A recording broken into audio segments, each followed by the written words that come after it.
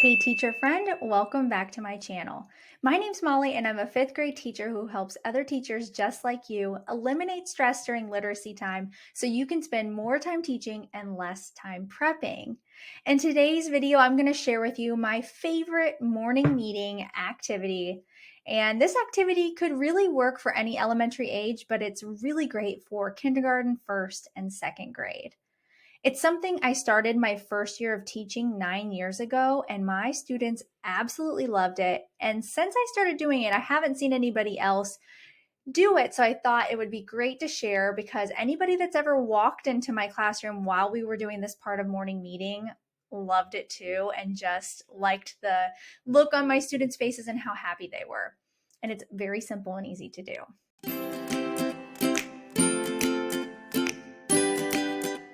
Okay, so my first year teaching, I read some random article about how looking at a picture of a cute baby animal would extend your life if you did it every day for 7 years.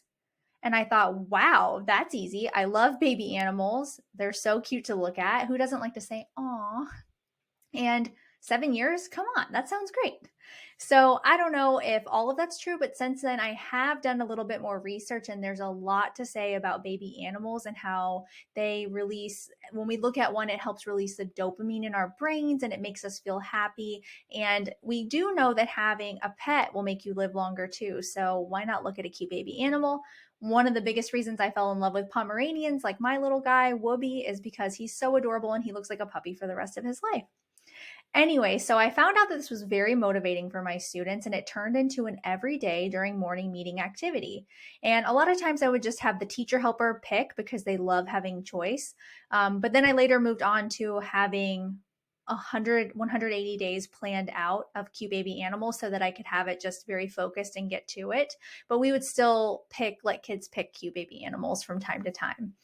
So I even made my own kind of slides, I guess, in Google so that I could have a baby animal that's different every day, because a lot of times kids can't think of one and they get stuck. So it's nice to have. And I will leave a link for you to show you the ones that I use. They are inside of my TPT store, and they come with a few fun facts too, which the kids love to learn about animals. And it's just a great conversation to have that's really fun and engaging and will make you and your students live longer. Okay, so like I said, looking at a baby animal has been proven to help us live longer, but it's also been proven by a few studies that I read to increase your students' focus.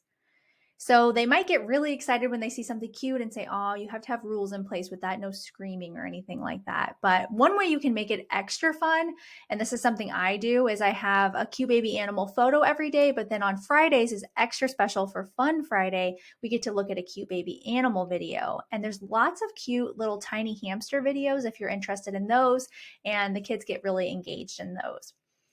All right, so my students love to get to choose. So it's something, if you do have a classroom where you let your students choose a lot of different things, I would encourage you to have them do that. Maybe even if you have the same slides that I have, they can pick from the animals. And then that way it's just making it a little quicker. They have some ideas in front of them, give them 5 choices and they get to pick. But it does help with them feeling like they're part of your class community when they get to pick these things. All right, so morning meeting can be fun and engaging at the same time. And if you incorporate baby animals, I promise you, you will love how much better you feel. It kind of gives you a little bit of stress release as a teacher, and just makes you feel good to start your day out that way. Your students are going to love it too.